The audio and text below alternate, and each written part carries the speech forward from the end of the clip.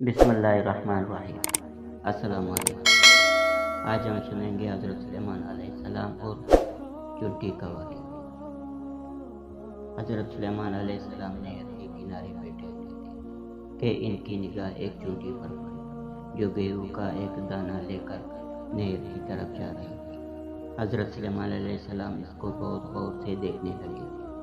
جب چونٹی پانی کے قریب پہنچی تو اچانک ایک مینڈک نے اپنا سر پانی سے نکالا اور اپنا منہ کھولا تو یہ چونٹی اپنے دانے کے ساتھ اس کے منہ میں چلی گئی۔ مینڈک پانی میں داخل ہو گیا اور پانی ہی میں بہت دیر تک رہا۔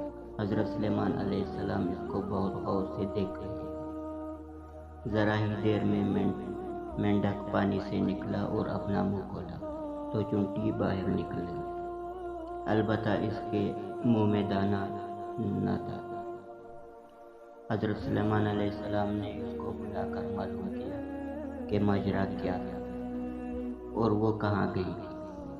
اس نے بتایا کہ اللہ کے نبی، آپ جو نہر کے تہہ میں ایک بڑا کھوکھلا پتھر دیکھ رہے ہیں، اس کے اندر بہت سے کیڑے مکوڑے ہیں۔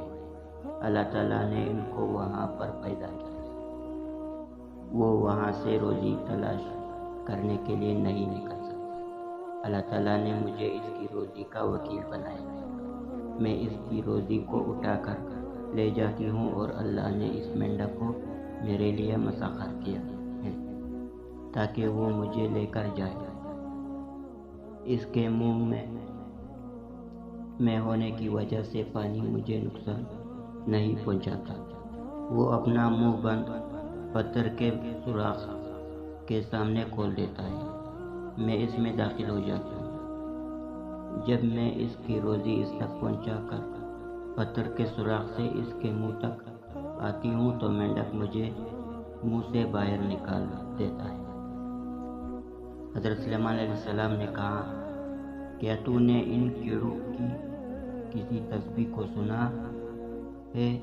چونٹی نے بتایا، ہاں، وہ سب کہتے ہیں، اے وہ ذات جو مجھے اس گہرے پانی کے اندر بھی نہیں بھولتا۔